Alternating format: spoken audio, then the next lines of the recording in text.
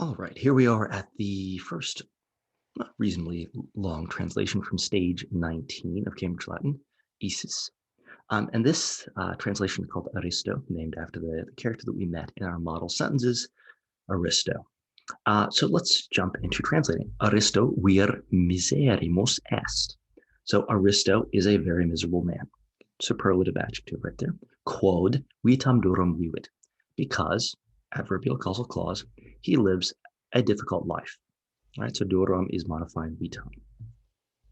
Pater Aristonus scriptor notissimus erat qui in Graecia habitabat. So the father of Aristo was a very well-known writer who was living in Greece.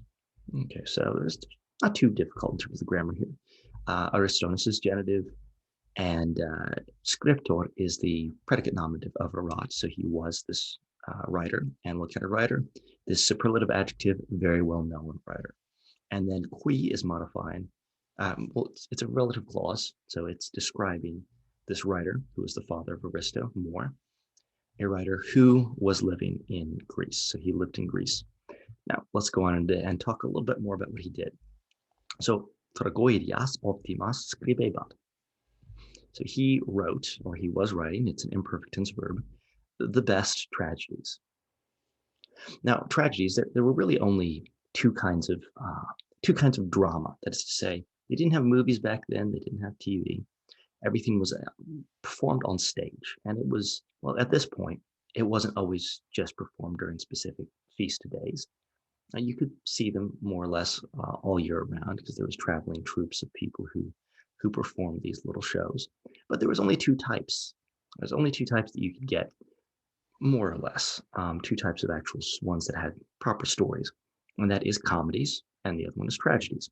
Now, not all tragedies were sad. A lot of them did end sadly, but they actually, they come from, tragos means goat, so it literally means goat songs. But they were usually almost always mythological stories about noble characters who had to overcome difficult situations. Now, often enough, these characters make the wrong choice, and you're supposed to learn from those negative choices. Not always, especially some of the later tragedies are quite positive and end quite happily.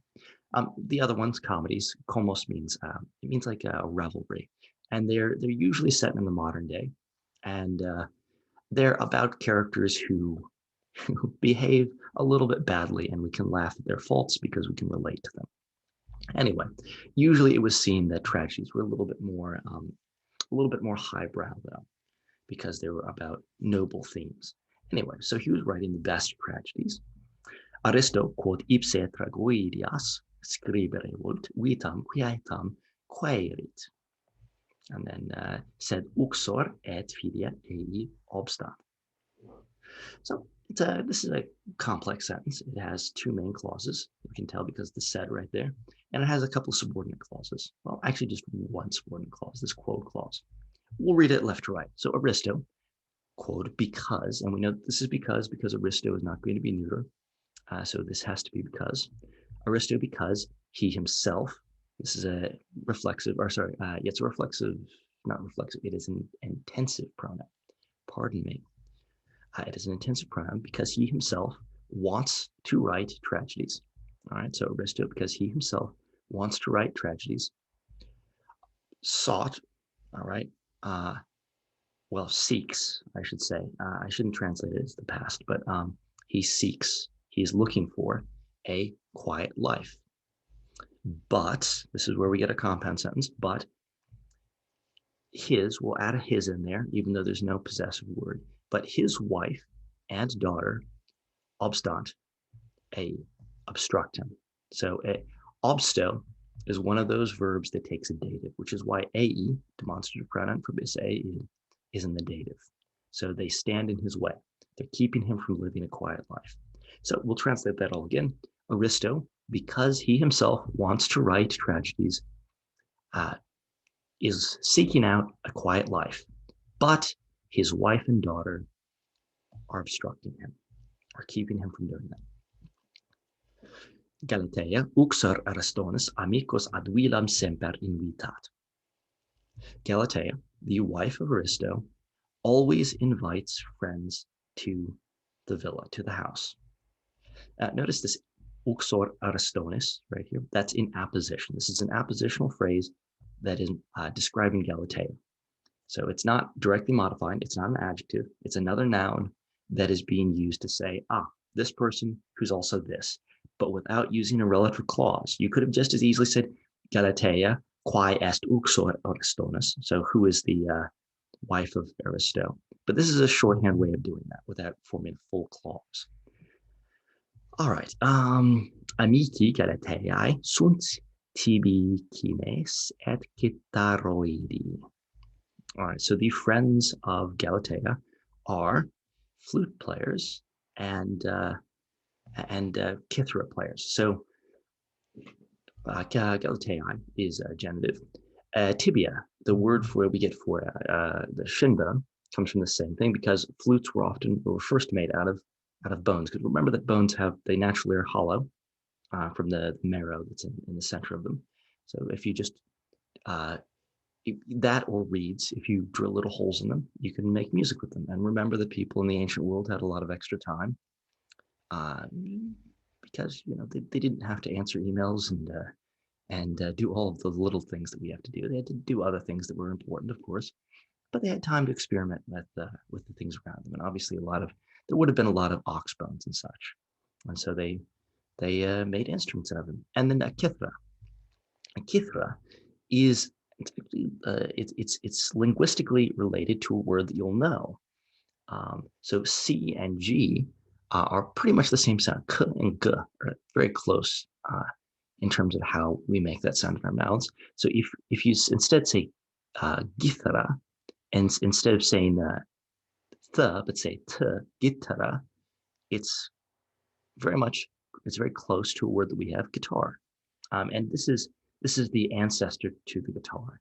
And many of you might also know the instrument, the sitar, which is equally linguistically related to that. They're all stringed instruments that were sort of probably connected to the idea of stretching, again, animal tendons across a bow and maybe attaching them to a hollowed out shell or something like that. Anyway, it's a precursor to the modern day guitar. Anyway, so hi amici in villa Aristonis simper cantat et iocos faciunt. So these friends are always in Aristo's house and making jokes. Or sorry, I left out the verb from the first clause. So these friends always sing in Aristo's house and make jokes. So Iokos is where we get the word jocundity and also where we get the word joke from. Aristo, amicos, euxorus semper fugit. Aristo always, it literally means flees. It always flees the friends of his wife, but it doesn't mean like it means he's trying to get away from them. He always tries to get away from the friends of his wife, not because that they're chasing him anywhere, but because they annoy him. And uxores is genitive. Helena quoque filia Aristonis et Galateae patrem vexat. So this means right here, Helena, also the daughter of Aristo and Galatea, annoys her father. Now, a couple things. So everything between the two commas here is another appositional phrase. So it's describing Helena. Quoque is, well, it's an adverb. You could also say it's a conjunction, but we'll just say it's an adverb here. So she as well. She also does this. We get the word vex. This is a wonderful English word, far more common in the 1800s and the 1700s, but still a good word. It means to annoy. And I added in her. I added in that possessive pronoun, her father. So, but it's not in the Latin. So Helena also, the daughter of Aristo and Galatea, annoys her father. Multos juvenes ad villam patris invitat. So many youths, she invites many youths to her father's house. So the multos juvenes is the direct object of invitat. So she's the one doing the inviting, and he's the one that she's inviting. And where is she doing it? To her father's house. Patris is a genitive. Amici Helenae sunt poetae. Helena's friends are poets. And notice here, this is where if you don't know your form, or if you do know your forms but don't always read into the context closely enough, you might think that that Helenae and poetae are the same case. No, Helenae is a genitive singular and poetae is a nominative plural. So the friends of Helena are poets. You have to use context. Don't just look at the form, but look at the form in context to figure out what it means. All right. In villa Aristonis poetae versus sus recitat. In Aristo's house, the poets are reciting their verses, their poetry, their lines of poetry, if you will. So Aristonus is genitive, poetae is the subject, recitant is the verb, sus is a possessive pronoun. Now we know from that os ending that it's going to be an accusative plural, and it is modifying versus, and versus is also an accusative plural, and it is because it's fourth declension. Now we have a little bit of a sense that this is fourth declension because the us on the end is long. It's got that macron over the top. So that'll give us an indication that it's fourth declension. But if your text doesn't have those long marks, it could make it a little bit difficult. Aristo hos versus non amant quod scurrile sunt. Aristo does not love these verses because they are rude. I guess that's the best way to translate it. It's called scurrilous verse. We can use the term or the adjective scurrilous to describe someone who's a bit naughty today, although it's not the most common adjective to use. We'll describe what that means in just a second. We've seen this is the second reference in Cambridge to scurrilous verse. The first was at the very beginning of the first book, in which in the barber shop there was a poet reciting rude verses. So Aristo is the subject, amant is the verb, hos versus is the accusative direct object. We know that hos is modifying versus, still accusative plural. Quod means because. The verses is the implied subject. They are rude, scurriles. And this was very common in the ancient world. So there wasn't all poetry was music, and it was meant to be sung. They didn't have music the same way that we do. So instead, poets became famous for specific types of. So they would have their poetry written in certain types of meter, and that could be sung anywhere. And just like today, there's different genres of poetry, just like genres of music, and some of them were more inclined to be a bit harder hitting, a little bit more hard-edged. And just like you might have a difference between a nice romantic ballad and maybe a little bit of a more risque pop song. So the most popular poets at this time were called. There was a school of new writers called the Neoterics, and they wrote a lot of poetry about love and life, and some of that was perhaps a bit risque, even by today's standards. Matter of fact, in the 1800s, they still had this poetry. Obviously, we still have a lot of it today, and they often left it untranslated. They left the rude bits in Latin so that people wouldn't be able to know what it said unless you knew Latin. So, saepe poetae inter se pugnant, saepe Aristo amicus filiae evila expellit.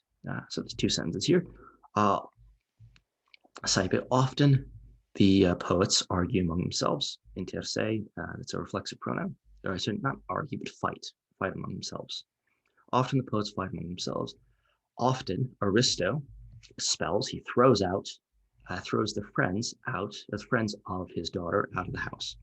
So often Aristo throws his daughter's friends out of the house. Filiae is a genitive, by the way.